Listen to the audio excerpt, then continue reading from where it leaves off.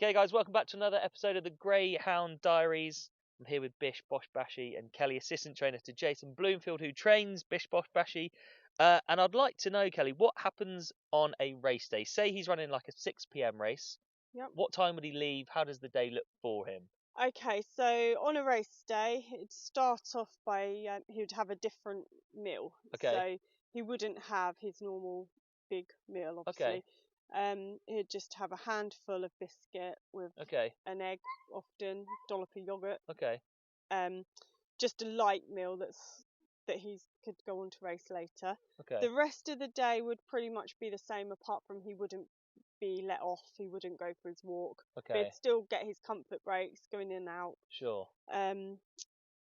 Before we would have to leave here about 2 o'clock. Okay. So he would go out around his 11:30, come in, have a little massage, just sort of make him feel good about himself as such. Get pampered. Yeah, and then it would be on the van just before 2. Okay.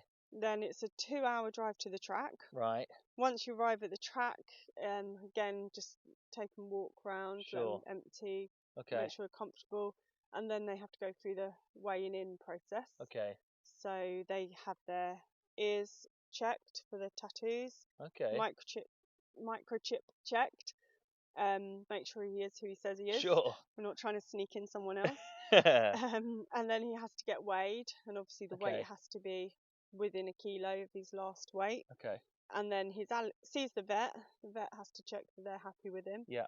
And then they're allocated a kennel, and they have a bowl of water, and that's it until about 15 minutes before his race. Okay, so a quiet couple of hours before the race, and then say what happens directly after greyhound races. So once he's been retrieved at the pickup, they go back into the kennels. They have to walk past the vet again, make sure the vet's happy, and then they get washed down. So feet washed, toes checked, just face sponged off, and then back to the kennel, big bowl of water, and they're left to cool down.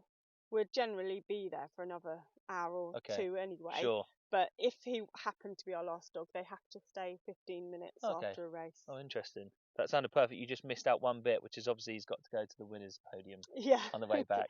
Collect his trophy. There you go. Oh, that's fascinating. Well, thanks, Kelly. And make sure you comment below what you'd like to see on next week's episode.